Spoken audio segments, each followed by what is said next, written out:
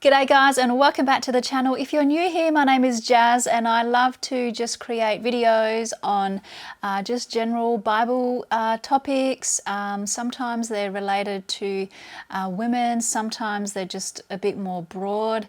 Sometimes I create videos with my husband Caleb, and sometimes they're just a bit of devotional stuff, or sometimes I throw in a little bit of lifestyle as well. I feel like it has been another hot minute since I've been here.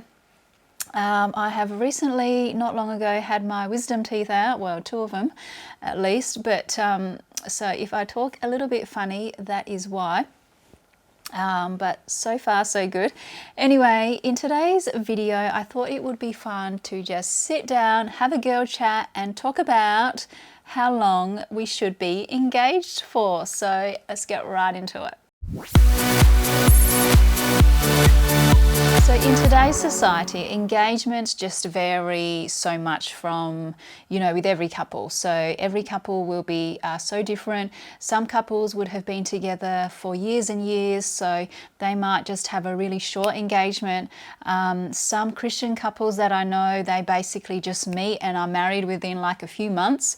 Whereas sometimes you have other couples who will, they'll meet, they'll perhaps be in a relationship for a year, and then they may be engaged for a year before they get married. And I want to look at what the Bible says and whether there is a right or wrong amount of time to be engaged for. So let's start off with looking at the first example of the couple in the Bible, which is Adam and Eve.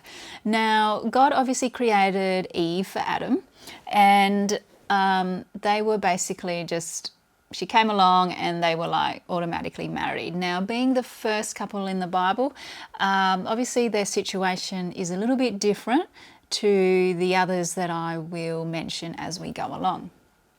So the next one, I want to look at Samson's marriage to his pagan bride. So in Judges chapter 14, verses 1 to 2, it says, "Then Samson went down to Timnah and saw a woman in Timnah, and one of the daughters of the Philistines. So he came back up and told his father and mother, 'I saw a woman in Timnah, one of the daughters of the Philistines. So now take her for me as a wife.'" So this woman obviously somehow captured Samson's attention, and he obviously saw her and he just wanted to marry her. And basically a few verses after that, it does say that he went back and married her. So, in this case, it seemed like it was just, I don't know, on the day maybe, who knows. But it was obviously very quick. He saw her, he wanted her, and just married her. The next example is Ruth and Boaz. Now, you'll find their story in Ruth chapter 4, and it really, again, here seems like this was something that happened really quickly. It may have been that they had met and were married within just a few days. And it's interesting, like a little fun fact is that it was actually Ruth who was the one that was pursuing Boaz. So I don't know if that's still a thing these days, if women actually, pursue the man, but maybe it is. And if it is, maybe let me know in the comments. I'd love to know. Maybe you're someone who pursued a man and ended up marrying them. I do hear these stories at weddings as well. So yeah, it's fun to know. The next couple is David and Abigail. Now, their story is in 1 Samuel chapter 25, so verses 39 to 42. "Then David sent a proposal to Abigail to take her as his wife. Then the servants of David came to Abigail at Carmel and spoke to her, saying, 'David has sent us to you to take you as his wife.' And she arose and bowed with her face to the ground and said, 'Behold, your maidservant is a servant woman to wash the feet of my Lord's servants.' Then Abigail hurried and arose, and she rode on a donkey with her 5 young women who went with her, and she went after the messengers of David and became his wife. So we see that Abigail accepts David's invitation to become his wife basically on the spot, and it seems as though they were, married really quickly from there. Now, another couple in the Bible is Esther and King Ahasuerus. King Ahasuerus. King Ahasuerus. Anyway, as you might know, Esther spent 12 months basically preparing herself for the king. So she spent like 6 months with oils of myrrh, and then another 6 months with like perfumes and cosmetics, I think it was. And then basically it goes on to say that the king was attracted to Esther more than any of the other candidates, more than any of the other women, and basically she was the one who was crowned queen, which meant that she became his wife. And so even though she may have been preparing herself for 12 months, then, when she was the one chosen, it all happened, very quickly. Obviously, you've got Jacob and Rachel. I mean, they weren't really engaged. Obviously, when Jacob saw her, he basically, would have wanted to marry her straight away, but he agreed to work for her for 7 years before he could, go on to marry her. Now, of course, you have Mary and Joseph in Matthew chapter 1.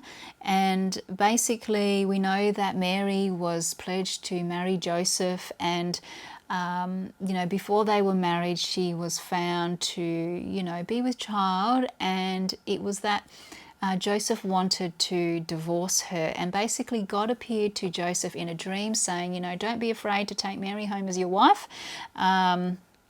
And so he eventually, they eventually, were together. He accepts that because God told him that it was okay. Now, some of you might know that I work as a wedding photographer. I photograph many beautiful weddings and all sorts of different events. And when generally we meet couples, they usually tell us, they've been together for, 5 years, but they've been engaged for 2 years.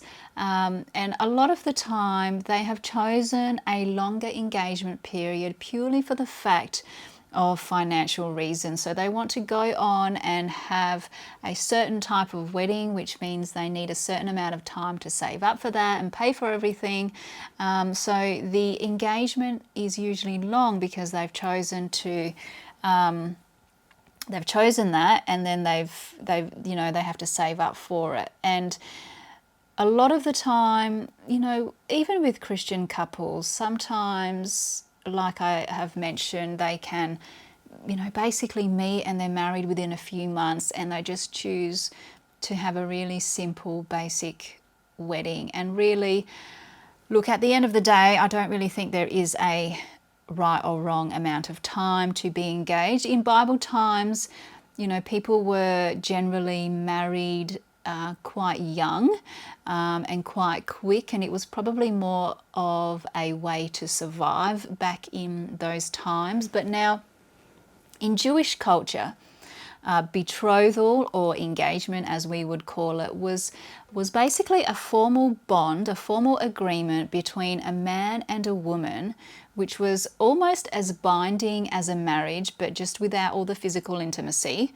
And basically the time period for an engagement or a proposal was usually a year, so 12 months. And during this time, they would not live together, but the man would use this time to go away and prepare to, take his bride. So he would go away and prepare a house, do what he needed to, and it would usually be a year. And then at some point, he would come back for the bride, but she would not know when he would be back to take her as his bride. And basically, this really is also a picture of how we do not know when Christ will return. So we do not know the time or the hour as to when Christ will come back. Now, in John chapter 14, verses 1 to 3, it says, "Do not let your hearts be troubled. You believe in God, believe also in me. My Father's house has many rooms. If that were not so, would I have told you that I am going there to prepare a place for you? And if I go and prepare a place for you, I will come back and take you to be with me, that you also may be where I am." Now, when the man would go away for a year and prepare a place for him and his bride, sometimes this may have been like an extension of his father's home. So they may first initially live as part of an extension in the family home. Now, furthermore, in Matthew chapter 25, Jesus gives us a parable of the 10 wise and foolish virgins. And basically, this is a parable that was something he taught just days before his crucifixion, and he relates this to a wedding custom. So turn with me there to Matthew 25, and we're looking at verses 1 to 13, and it says, "Then the kingdom of heaven may be compared to 10 virgins who took their lamps and went out to meet the bridegroom. Now 5 of them were foolish and 5 were prudent. For when the foolish took their lamps, they took no oil with them, but the prudent took oil in flasks along with their lamps.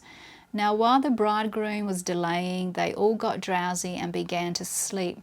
But at midnight there was a shout, 'Behold, the bridegroom, come out to meet him.' Then all those virgins rose and trimmed their lamps. And the foolish said to the prudent, 'Give us some of your oil, for our lamps are going out.' But the prudent answered, saying, 'No, there will not be enough for us and you too. Go instead to the dealers and buy some for yourselves.' And while they were going away to make the purchase, the bridegroom came, and those who were ready went in with him to the wedding feast. And the door was shut, and later the other virgins also came, saying, 'Lord, Lord, open for us.' But he answered and said, 'Truly I say to you, I do not know you. Therefore stay awake, for you do not know the day nor the hour.'" So just as we don't know the day or the hour as to when Jesus will return, in the Jewish culture, the bride also did not know the day or the hour as to when her groom would come back for her. And so just like the 5 wise virgins, the bride would basically just need to be ready in case he came and, came back for her. So she would just need to be ready to go with him whenever he came back. And obviously in today's society, it's definitely not like that at all. We know the exact, day and time and where, if any of us are planning a wedding, or if we have been married, then obviously everybody knows when it's going to be. There is no planning a wedding and nobody knows anything unless you have chosen to keep it a secret because you are going off to elope or do something really spontaneous that you feel like you don't want anybody to know about until you have said your I do's. But generally speaking, most people will know when you are going to get married. And in terms of how long the engagement period should be, really there is no right or wrong. It's really about each individual couple and what suits them, what kind of wedding you want. If you feel like you want to get married at a certain venue and you know that venue is going to be quite costly, well then you might need a longer period of time.